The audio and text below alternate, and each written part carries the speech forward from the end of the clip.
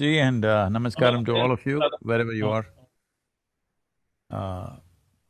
It's a privilege, and I see this as a great possibility for the future of the nation in terms of our ecology.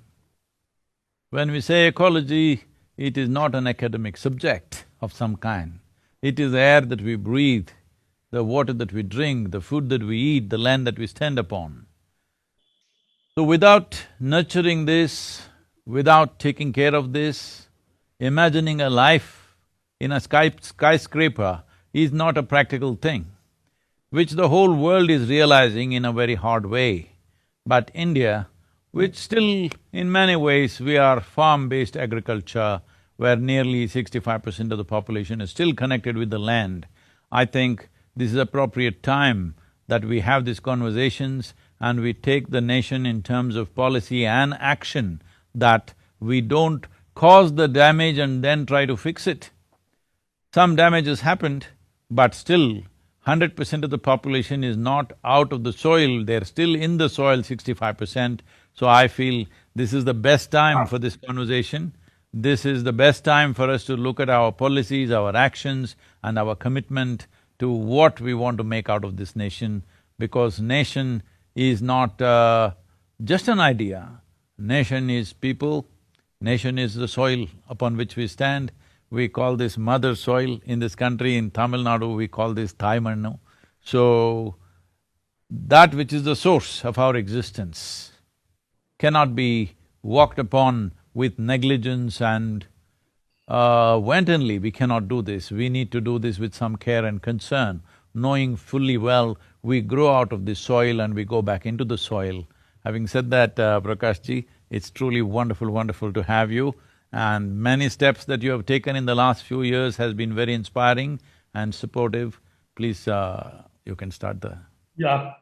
Guruji, first, let me wish you today, as today is the very good birthday to you, and I hope that you will have full 100 years of active life. I'm That means a senior, lot of work, too that is much lot work. of work. And I am senior to you in age, but you are senior in many respects.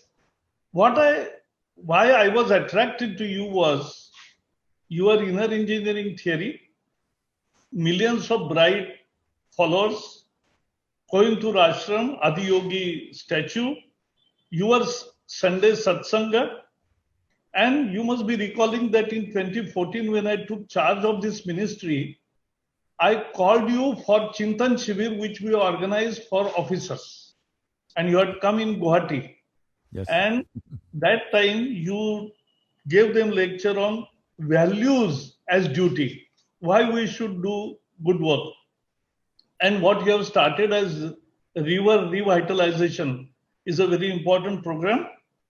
Government of India has already decided, and in Ministry of Environment and Forest, we have already prepared DPRs for 13 rivers.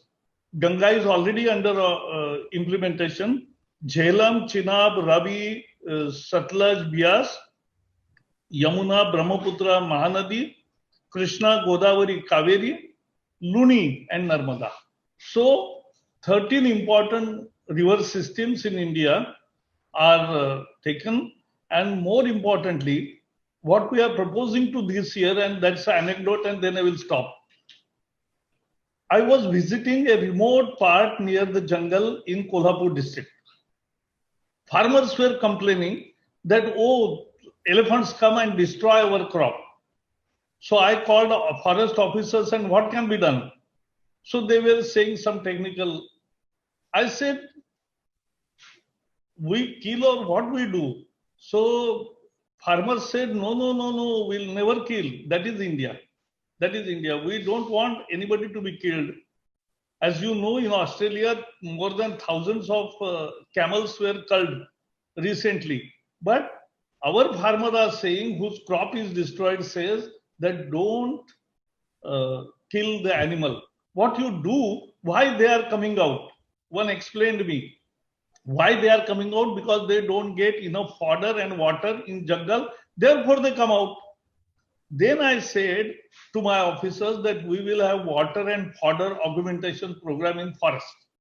And now we have selected 28 forests in 28 states, 10,000 hectares each, and catchment area treatment will be carried out, and the DPRs are being prepared through LiDAR surveys, so latest technology. And that we will have reached to value and all watershed treatment plan. That is because I also experience in 11 villages in Pune district, I have done watershed development program successfully. So this is our commitment. And that is the point where we come together. And I always hold that ideation comes from people like you, social workers, actually those who are in the field. Government has to implement. Your power is ideation. Our power is multiplication. That is what we are doing. So, Guruji, pranam. What you said just now about creating fodder and water in the forest is very vital to see that this man-animal conflict doesn't happen, because all of us have to live in the limited amount of land that we have. And the elephants have not increased their population in the last 70 years big time, nor tigers have increased their population. But as humans, we have increased our population enormously, so we are the ones who need to make the compromise, not them. Yes, yes. Because when I was in school 60 years ago, we had only 30 crore population. And now we have 1.3 billion people. So it's a huge difference. Addition of 100 crore on most constraints are there, 2.5% land mass of the world, only 4% of fresh rainwater resources, 16% of world's population, as well as 16% of cattle population, both require land, water and fodder or feed. And we have very limited space. In those constraints, we still have biodiversity of 8% of the world. So that is the Indian culture which is reflecting in our actions. But yes, sir, but as market developments and industrialization, and because our idea of developments unfortunately largely is driven by the Western markets, and today we can call that as international markets, I think we are at a stage of development where we can still culture our own style of development, our own way of preserving what is valuable to this country. So it's in this effort that we are trying to bring about certain basic changes in the way we farm the land and how we relate to the land and how we can preserve this land. Because right now, most of the studies in the world say there is topsoil only for another 60 years of agriculture on this planet. Because every day, whatever we farm, we are taking out the topsoil and not able to put back the necessary organic content, because organic content can only come from tree litter and animal waste. Both these things have become very scarce, and the government of India has a mission to make at least 33% green cover in the country. That mission if we complete, including the farmlands, because 23% of the land is forest, not all of it is 100% forest, some are dense forest, some are medium, some are scrubby forests like this. So, putting back forests is a very big process and it's a very time-consuming process. But putting back trees on the farm, what it means is, from now onwards, the question of exploiting the forest for produce must go. Our need for timber and wood that we have, which we naturally have for developmental purposes, must be grown on our own lands, because right now the country is importing over 63,000 crores worth of timber and over 112 crores worth of… 112,000 crores worth of timber products. Why should our farmers not benefit? So converting part of the land into agroforestry will not only bring this income to the farmer, which we have demonstrated with over 70,000 farmers going in for agroforestry, but the most important thing is the soil will become rich. For soil to be considered soil, the United Nations has fixed a thing, it should be a minimum of 2% organic content. But nearly 52% of India's soil has only 0.5 percentage of organic content. This is because only in the last 40 years, we are trying to grow crops with simply fertilizers. There is not enough organic content, there are no trees, there are no animals on the farm. We have to bring back trees, and we have demonstrated this. By doing this, the nutrient level will go up. I know the Prime Minister in his Mann Ki Baat, I have not heard the talk, but people have sent me the gist of his talk, and he is talking about making this month a nutrition year. See, if nutrition has to happen, the most important thing is the soil has to be rich. I know we will think of midday meals, we will think of giving them B-complex tablets and this and that, but that's all fine, that is all needed as an emergency measure because we have the largest nutrient deficient population in the world right now. But that can easily change by changing the soil quality, because the studies show in the last 25 years, the vegetables in India have lost 40% of their nutrients. We need to put this back. This can be put back very easily with agroforestry. So right now this Kaveri calling is going in this direction, but you have already announced, you preempted me by saying, but 13 other river basins you are looking at that. We have made some kind of a project for 8 rivers, but now you've gone ahead with 13 rivers, that is great, but we would like to see that and also assist you in this process. Because if we do just 8 rivers, right now, just by doing Kaveri calling project, that is 2.42 billion trees in 83,000 square kilometers, will mean that 52 million farmers will benefit, and 9 to 12 trillion liters of water will be sequestered, and 200 to 300 million tons of CO2 will be sequestered. Right now, the promise that we have made at the Paris for 2030 goals that we have, this is almost 8 to 12% of that. But if we do 8 river basins, the numbers will go up to 34 billion tons of 34 billion saplings or trees, 130 trillion tons of water, 130 liters of water, 2.9 to 4.3 billion tons of carbon, and 74 million farmers. This can go a long way. But right now, Kaveri calling is successful. One thing is the dedication of our volunteers, that is a different matter. Enthusiasm of the farmers, that's a different matter. One key bridging point was Karnataka government offered 3-year subsidies for all the farmers per tree, 125 rupees they're offering. This is the bridge which has allowed the farmer to cross over from regular 3-month, 4-month economy to a long-term economy, which is an insurance for him. But this bridge is missing in the rest of the country. If you can look at it, sir, it'll be fantastic. Yeah, and what you have said is absolutely right, Sadhguru. Agroforestry is the key element. And as you said, for a tree litter, what makes soil rich, and we have to first arrest the soil erosion and ensuring the planted saplings survive is very important. A 5-year maintenance plan is desirable by local committees. What I want to say is, why people who used to plant many trees on their मेड़ पर पेड़ लगता था, but वो खत्म हुआ क्यों? Because they started fearing that if I plant trees, the land will be declared as forest.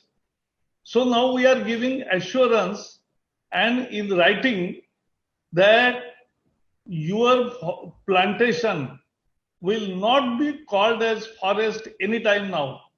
Forest is what already forest is, but beyond that, we don't want to expand forest land, and therefore your land will remain yours, your crop will remain yours, and you can harvest it.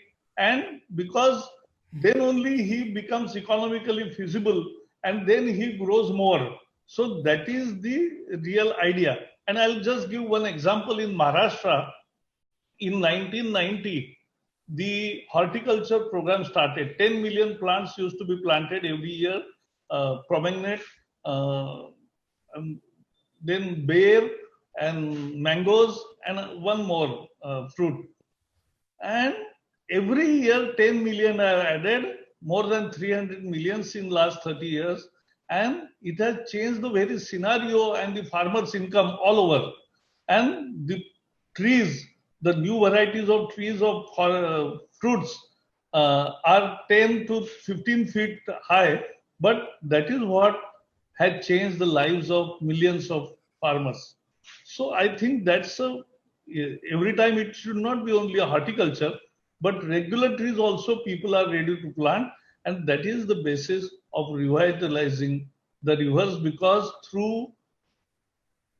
then only water percolates, then only it flows finally and increase the base flow of river. That is the function of forestry. And now agriculture ministry and we and all other ministries are in line to take this as a mission, with more quantities to be achieved every year. Sir, Prakashji, what you said is very important, that farmers should be assured that what he grows on his land is his. Right now, there is a big issue about it. In the last 6 years' time, we have been pushing with all state governments that we are working with and also with the center. And center has declared, but still this policy has not fully implemented in many states yet. I think that needs a push from yourself, and I think it needs a push from the Prime Minister as a policy, that we must declare, we must clearly declare, because right now there are laws, British implemented laws, that even the water as a resource in your land actually belongs to the government below 10 feet of depth or something like that. So this may not be enforced, but it is there in people's mind. There is a fear about this, and recently you have cleared this. This is very important, that you can fell and transport timber across the country. This is something that we have been working at for a long time, but I'm glad that this is happening in your time, that you have formed this digital platform where people can sell their timber on the digital platform and transport it wherever they want. This is very, very important, because it's happened in the past in southern states, where a farmer grows a tree in his land and for his need one day he cuts it. And the activists will come and protest in front of his land, and he gets arrested because of that pressure. The police will come and arrest him, or the forest department comes and arrests him because he's cut a tree that he grew. If there is no assurance that I can use what I grow on my land, only then exploitation of forest will go. Only when people start growing timber on their private lands, the need to go in stealth and exploit the forest as a… because it's a crime. Who wants to commit a crime when they can do a legitimate business, I'm asking? If we can do a legitimate business which is profitable, I don't think anybody wants to commit a crime. When there is no room for legitimate business, when there is no platform for legitimate business, people are committing crime of going into the forest and cutting it down. So this is a very important step that you have taken, but still it is in various entanglements a little bit. Little more clarity has to happen. Now under the Agriculture Ministry, something is happening. National Mission for Sustainable Agriculture is a sub-mission on agroforestry, but the states, when we approach them, Karnataka has done a fabulous job, but when we approach many other states, their problem is of funding. Now there are many other funding agencies, both within the country and also outside the country, which can be accessed by the government to promote agroforestry, because right now in the UN agencies, the idea of agroforestry has caught on big time. I've been pushing with them for the last few years, and they also have come to this. UNCCD is very committed towards this, that this needs to happen. Especially Kaveri Calling, they're looking at it as proof of, it's the real proof of the pudding is in making it happen. If it happens in one river basin and shows results in 6 to 8 years' time, then we know this can be done everywhere else, people will invest. Once the CC model scales up, it is important this submission becomes a national mission on agroforestry. We need to approach it in a much more dynamic way because this involves 65 to 70% of the population in the country. The economy of the country could be greatly enhanced. And another important aspect of this is, before the pandemic happened, this unfortunate situation we are here, but before this happened, it was estimated by 2030, there will be over 220 million people migrating from village to city. So none of our cities are ready for this level of migration. But this migration can be controlled simply by having long-term crops on the land. If there are trees on the land, the farmer will not leave his land and go to the city. That'll never happen. Because it is standing wealth, it is money standing there, he is not going to leave it and go. So one simple way of keeping people in their natural habitats, where traditionally their families have lived for thousands of years, now suddenly they're going into a new place with all kinds of problems arising both for the city and for themselves, very degraded life in the slums in the city. This can be reversed. Not only that, we can create a reverse migration, that lot of young people would like to go and live on land when it is full of trees and and it is also an economic resource. Right now, most young people, I meet lot of young people who have this ideal at a certain time in their life. For a few years, everybody is dreaming of doing agriculture, but then they have a list of people who have failed. City, they gave up their business, a job and went to do agriculture and how they failed. There used to be a saying, because when I was living on the farms, people used to tell me this. See, farmer is someone who makes money in the village and spends in the city. Agriculturist is someone who makes money in the city and spends in the village. Don't go there, you will fail. This used to be the philosophy. Yeah. But that can change if agroforestry comes in, because tree-based agriculture is something that everybody can do. Many young people will invest themselves in agroforestry, and this can be a game changer in every way, particularly for the rivers. As you said, without trees, there is no way to capture the rainwater. The only source of water we have in this country, 96% of the water is monsoon water. We have to see that it stays in the soil for 365 days. The average that the world bodies are saying, the capacity of the soil in the world, the topsoil in the world is 8 times more, 800% more than all the rivers put together. That's the volume of water that the soil can hold.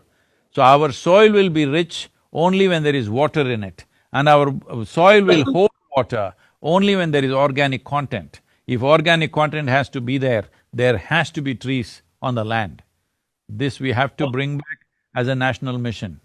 Yeah. Sadhguruji, you will like to hear that there was a scheme called compensatory afforestation.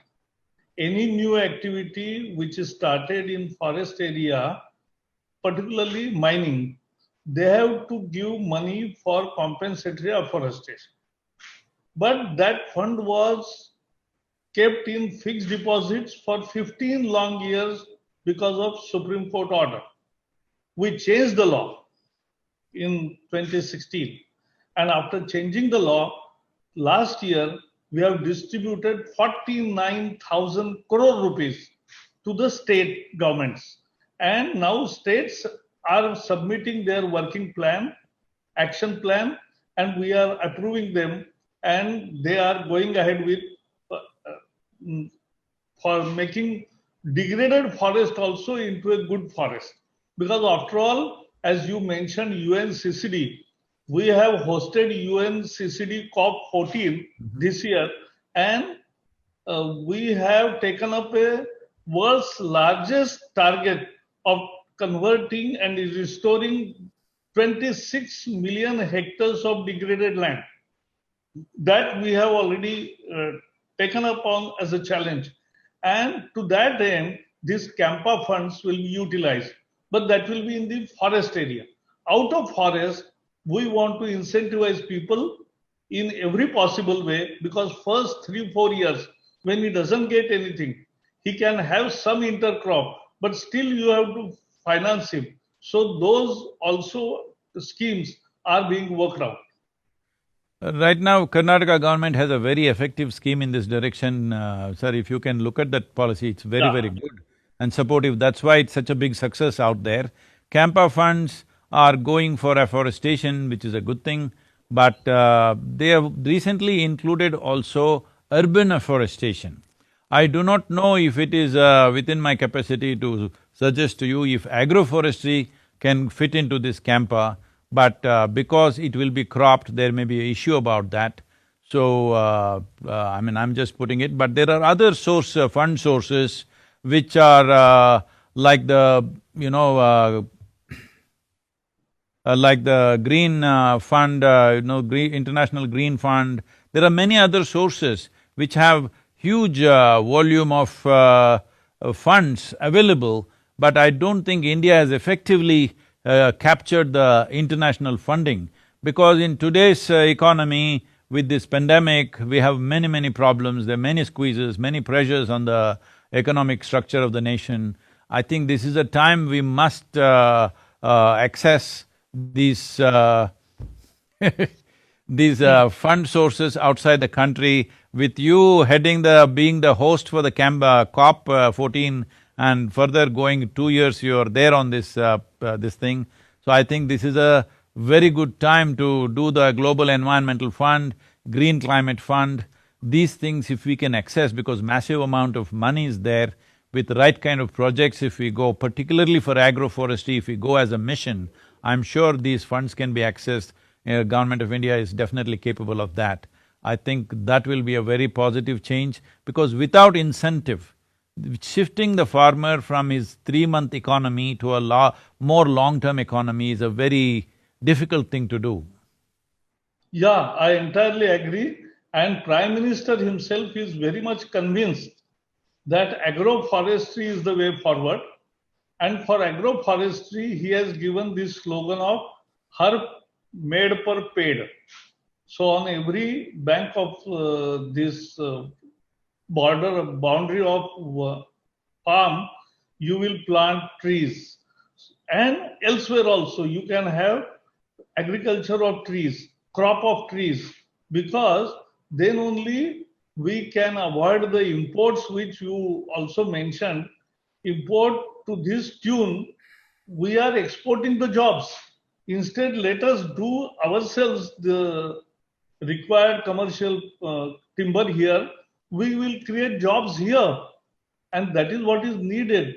And therefore, I believe that agroforestry and afforestation in vacant and available land where plantation can take place is the way forward, and our government is committed to it.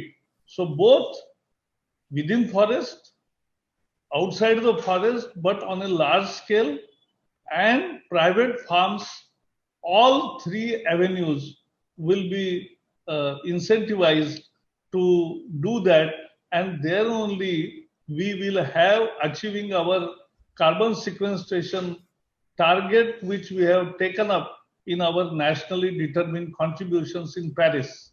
So that is where we are leading to.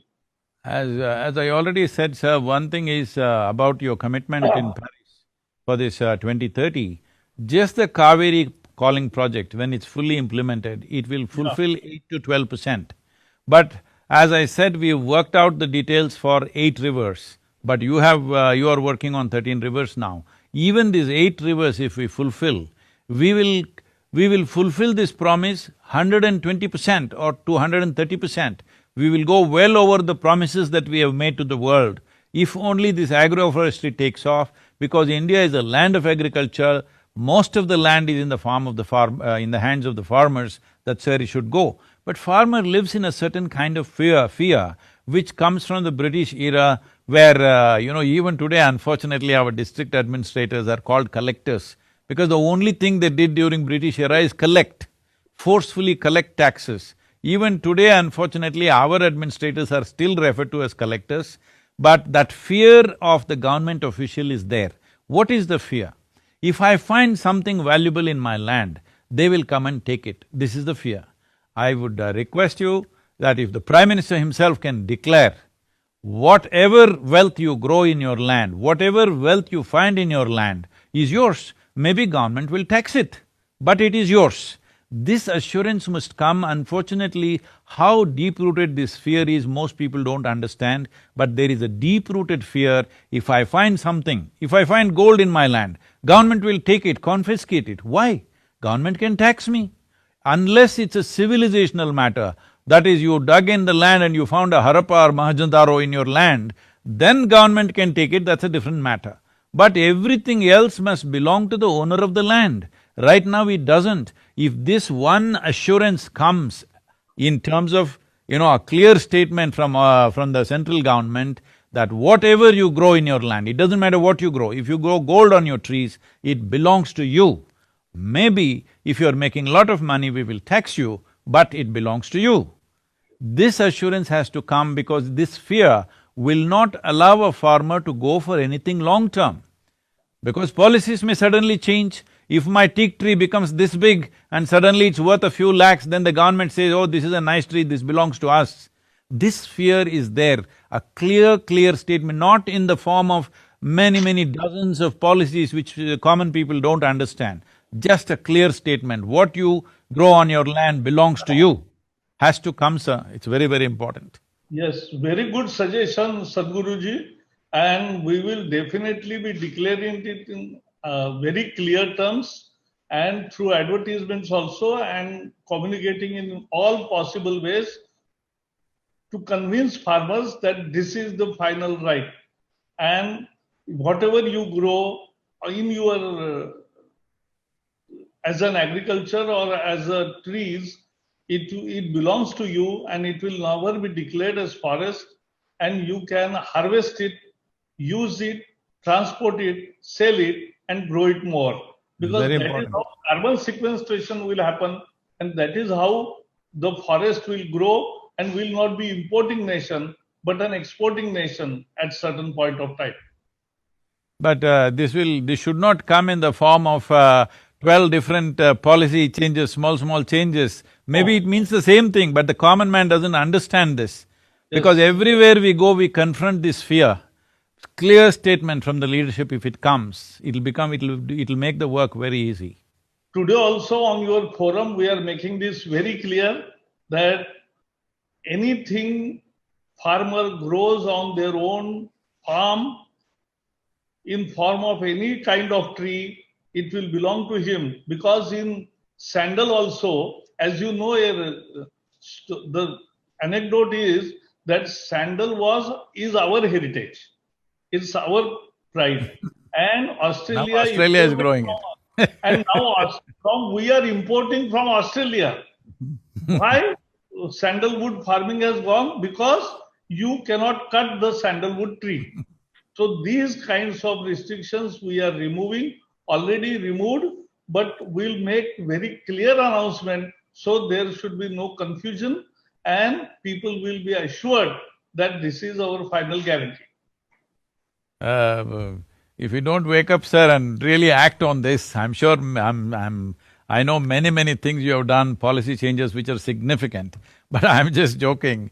If we don't act like this now, in this generation, if we don't act, we will be also importing yogis from, I don't know, Timbuktu. Because already people think yoga started in California. No, but Sadhguru, you and some of our yogis are going world over and they are regarded, and therefore I am very certain that India will not be importing yogis. It will actually be sending its yogis to spread the message of Indianness. No, a significant step was Prime Minister initiating this International Day of Yoga has done wonders to that area. Why I'm bringing yoga into this process is because yoga has become just a simplistic practice in many parts of the world. But yoga means union. Union means as we walk on this land, we understand we are a part of this soil. As we breathe, we understand we are a part of this atmosphere. As we drink and eat, we understand we are a part of everything around us. Experientially, to know this is yoga. So this yoga needs to happen to every farmer, to every minister, to every official, to every common person. Everybody must know this much yoga, that the water that you drink, the rivers that are flowing, the trees that are standing in the forest, they are all a part of you. As you breathe, what you exhale, the trees are inhaling, what the trees are exhaling, you're inhaling. One part of your lungs is out there, hanging out there on the tree. If this much yoga was there in our life, environment, we don't have to worry, it'll definitely happen. Yeah. In our tradition, we call this as Charachar Srishti. So, trees, चलने वाले प्राणी, न चलने वाले प्राणी भी सब मिलके प्रकृति है, और प्रकृति और मनुष्य एक ही है. ये पंच तत्वों से बनी दुनिया है. So that people understand, and therefore these are the Indian thoughts, and therefore we have more biodiversity than many other countries. And because we worship animals, we worship rivers, we worship, and I must quote what are the citizen actions. I used to go to Chitrakoot many times for meeting Nanaji, and I had also adopted one village nearby. So there is Mandakini river flowing. Every Sunday, 1,000 volunteers used to take up 100 meters of river's patch and go deep and unclog the whole river. It was becoming really a wonderful change in the river. Within 1 year, it was changed picture all the way. So this is how citizen actions also can help in revitalizing the rivers. So one important step towards agroforestry, particularly Kaveri calling, keeping that in mind, right now Karnataka and Tamil Nadu and Pondicherry are involved in this Kaveri basin, which covers 83 to 84,000 square kilometers, 5.2 million farmers. So where we are working, we have a commitment for 12 years. But what I see is state governments are struggling to fulfill this. Right now they are giving the subsidies, but in the next 3 to 5 years they may have trouble giving the subsidies. I would like the Environment Ministry to look at it kindly towards states which is taking proactive action towards this, to save the soil of this land. Bharat's soil is our mother, so to save this they have taken the necessary steps. If you can keep an eye on that and see that their funding resources are replenished so that they can continue the support they're giving to the farmer, it'll make a huge difference, not just for this region, for every other region, because you have 13 rivers now on your agenda. Yeah. And in all those 13 rivers also, we have prepared the DPRs exactly like what you have done in Kaveri, that there will be patches which are available, will be planted trees, will be grown, and will be increasing the basic flow of river. And there is one more danger also, sand mining. This sand mining is destroying at many places, because if you don't mine the sand, then it will be clogged, it will be floods. But if you mine more, then also the river dies. And therefore now we have set up the new standard operating procedure and the new guidelines for mining the sand, so that on a sustainable basis. So only ISRO maps taken in September will tell us that how much and where the extra sand is deposited. Only that, and at that place only, this sand can be removed. And with a bar-coded receipt and many other facilities done, it will really stop the malpractices, and we will save our rivers, because that is also one important aspect. That's very important, sir. We've made a small, very simple solution for the sand mining in the Rally for Rivers recommendations, which has been given by the central government as a recommended policy for all the 28 states now, it's official. But still, I don't think everybody has looked at it. The important thing is, what we are suggesting is, you can come up with your own numbers. I'm talking numbers off the cuff. See, for example, right now there's an individual house builder and there is massive mega builders who are developmental projects. like roads and bridges and multi-storied buildings. This is a different level of development. Right now, if we just fix this, that if your building is below 5,000 square feet, you can mine the river for sand, but no machinery. By hand, you can take your truck or tractor and load it by hand and bring it out. Don't take machinery, because once you take machinery, you damage the river significantly.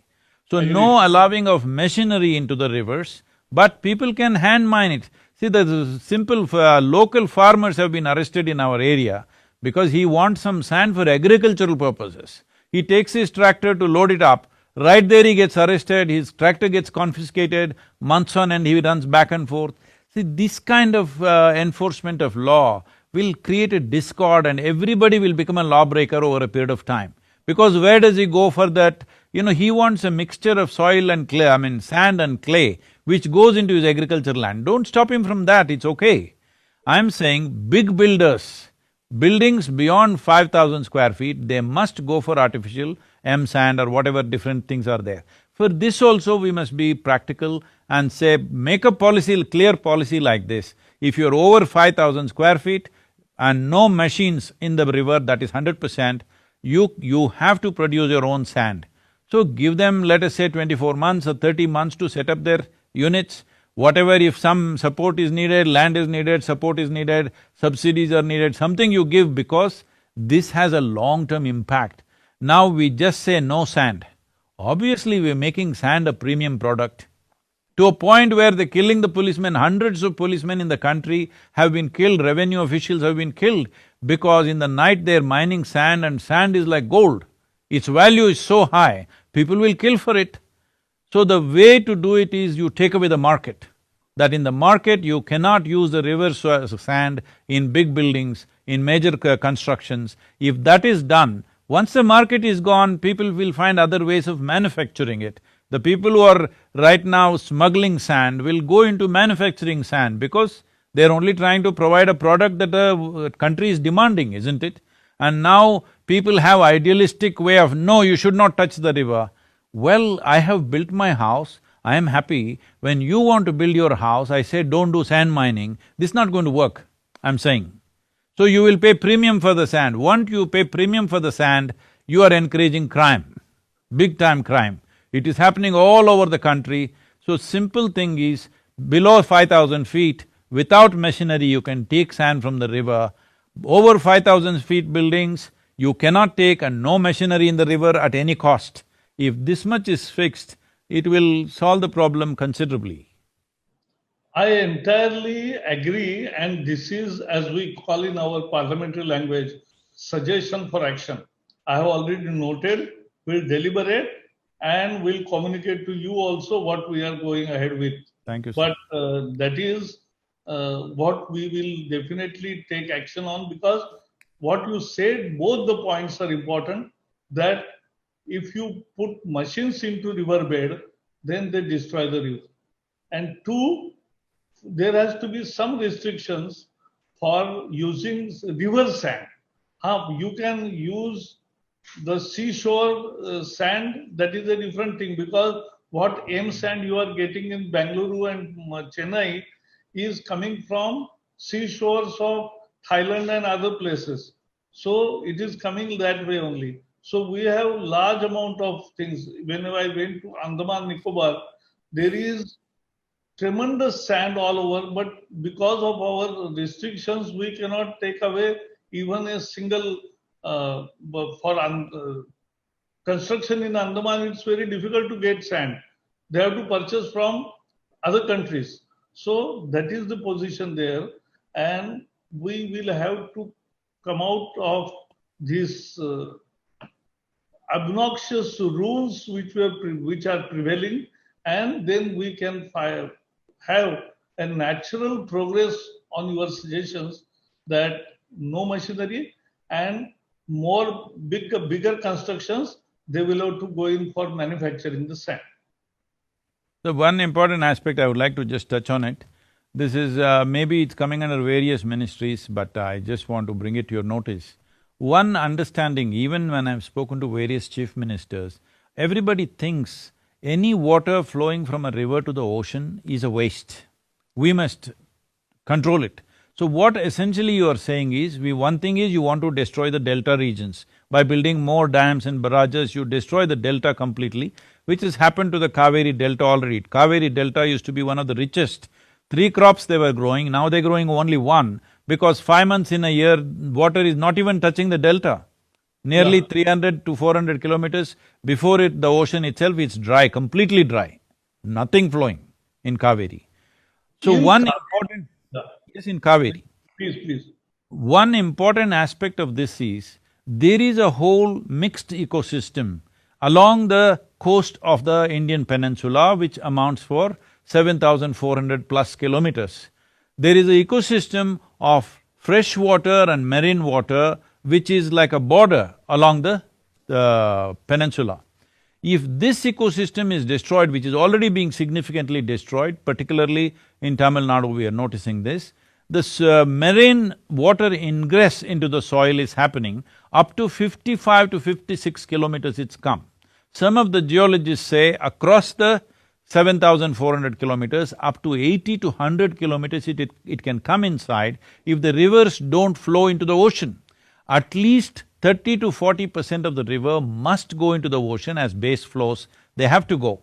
Otherwise, if let us say the worst case scenario is 100 kilometers into ingress, it is 7,400 kilometers into 100, that many, which is almost like another partition, we will lose that much land completely. We will lose that much land if marine water comes. So this base flows must flow into the ocean, this misunderstanding should go. And because the time is running out, I would like to touch on this important aspect which Prime Minister has right now declared, that this is a nutrition month. So in terms of nutrition, the human nutrition is very connected to the richness of the soil in a very big way. That is, like some of the studies show that from 1999, from 1950 to 1999, 43 different vegetables and fruits, a significant decline in protein, calcium, phosphorus, iron, riboflavin, that is mainly vitamin B2, and vitamin C over the past half a century has happened, a significant decline. Some of the studies in India show in the last 25 years, the nutrients and the micronutrients in the vegetables that we are eating today is 40% less than what it was 25 years ago. So because of this vegetarian diet, slowly everybody is declaring is no good. When all the Western doctors and countries are declaring you must eat fresh vegetables, in India doctors are suggesting you must eat meat, otherwise there is no nourishment. Well, there is unfortunate reality in this, the vegetarian meals that we are eating do not have enough nourishment. This is simply because the necessary organic content and richness of the soil is missing. What should be minimum 2% organic content has come to 0.5%. Without agroforestry, I don't see a solution as to how we will provide nutrition for this nation. Nutrition does not just mean giving them extra vitamin pills and iron pills and zinc pills and all this stuff. We need to enrich the soil. Enriching the soil must become part of the nutrition mission. Now that this month has been declared as Nutrition Month, which is a very, very important focus, because I've been continuously talking about this for the last 30 years. When you walk through an Indian village, I'm talking about reasonably well-to-do states in South India. Well, what is the condition of other states which are Bimaru states is a different matter. In southern India, where the states are considered well-to-do, agriculture is successful reasonably, here, if you walk into the village today, 60% of the people, their skeletal system has not grown to full size, because they're eating food, but there is no nourishment. Their staple food has become rice, chili, onion, tamarind in south. In the north, wheat, chili, onion, when I was in UK, at that time there was a big galata going on in the Indian media about the onion prices. They were trying to dislodge your government because of the onion prices.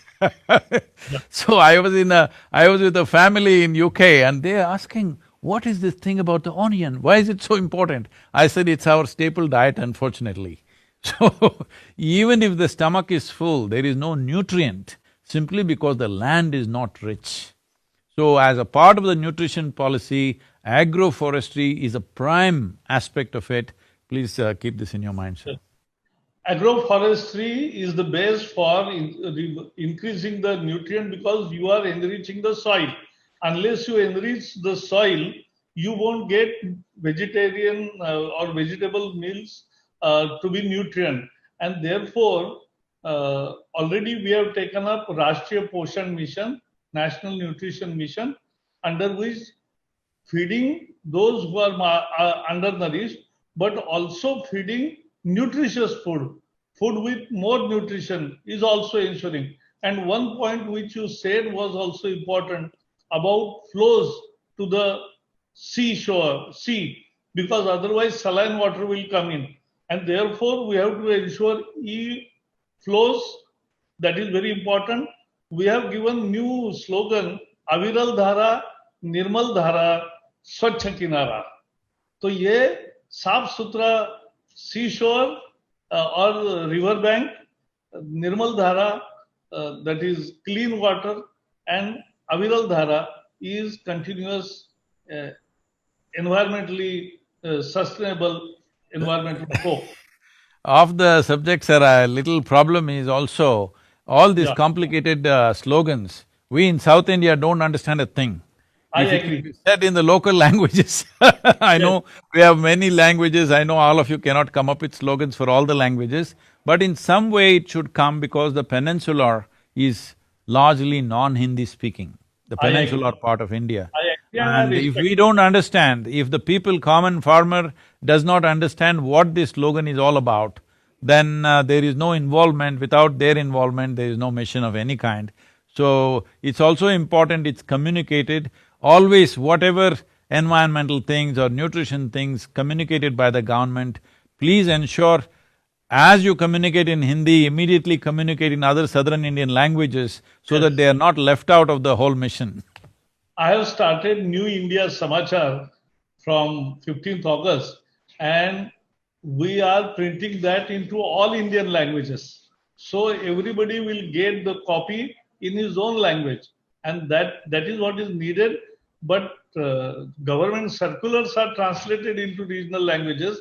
The issue is slogans also need to be converted appropriately into regional language. I take your point, very important one. Right now, the UN agencies are saying over 70% of the children below 3 years of age are anemic. 55% of the Indian women are anemic. So, in a way, if we don't make sure that the women and children are well nourished, we are kind of producing an underdeveloped generation for the future. The only strength we have is our population. If we have a healthy, energetic, inspired population, we will be a miracle. If we have a weak, unwell kind of population, then we will be a great disaster. So this nourishment month is very important to bring awareness, but in terms of action, without enriching the soil, there is no way to enrich human life. So we must… people ask me, Sadhguru, what are the 3 most important ingredients for environment? I said soil, soil and soil, because if this 39 inches of topsoil is well taken care of, almost 95% of the life on the planet just lives on this, including us. So this soil must be maintained. The soil of this sacred land that is called as Bharat, if we maintain the richness of this soil, the future of this nation is definitely assured. Thank you very much for your participation in this. I think Ibrahim Tiav, your friend, and also we have been connected with him from UNCCD. He has sent a message. If Yuri can bring that on, that'll be nice. Indeed, this has been a very insightful and, dare I say, enlightening conversation. I would like to thank the Honorable Minister and Sadhguru for making this possible for us.